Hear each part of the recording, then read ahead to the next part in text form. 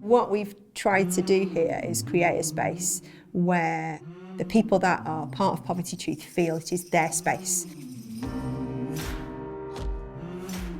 What would happen if people with real life stories of living in poverty were brought together to share their stories with each other? It's about a group of people coming together, creating a family and trusting, debating, discussing, having a laugh, plenty of tears shed and trying to make the change. Every 2 weeks, leaders from across the city sit down with people who are experiencing poverty to hear their stories, learn about what their experience is. It's done in a different way. It's done in a relationship first way. It's just real people and real stories, and that makes a real difference, because what we do is we see the person. What it demonstrates is that they're human experiences. It's everybody's experiences. Some people, it would never touch their lives. It would never, it's just something that they know is in the background. It's in the newspapers, it's on the news. But they turn that telly off, they throw that newspaper away and they carry on with their day. Imagine if you come to a bad time in your life and it's like, you've got the housing to think of, if you've got children, you've got the education stuff, you've got even feeding yourself, you come out of work. And the stuff you've got to do, the hoops, you don't even hoops you've got to jump for, you've got to, I don't know, it's just hard, man. If we don't speak out, no one will hear and then listen to us.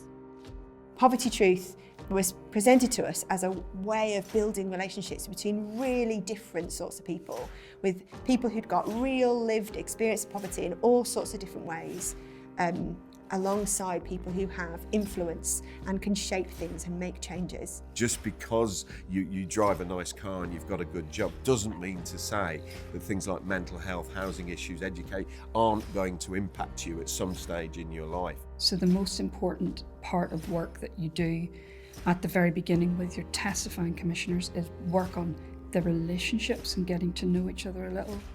I suppose we talk openly because, it's important. See, none of us have got no agenda here.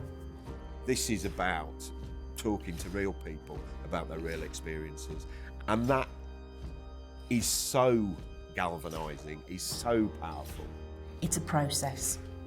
A lot of people from a lot of different backgrounds and a lot of different experiences coming together, telling their stories to each other, and then trying to put those stories into a context where we can actually do something about it. It's far more than just a conversation about people's lives. This is about human beings meeting human beings.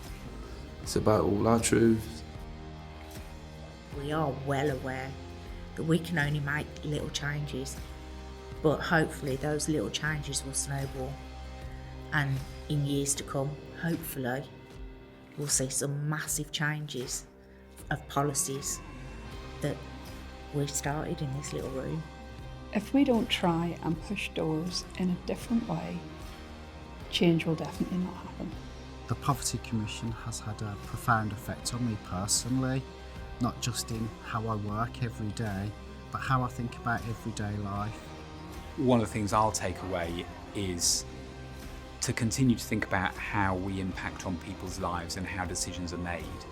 Yeah, I know if I can help someone and I've got the lived experience, and someone can look up to me like that, then that'd be nice, Our agenda is, how do we end poverty in Birmingham?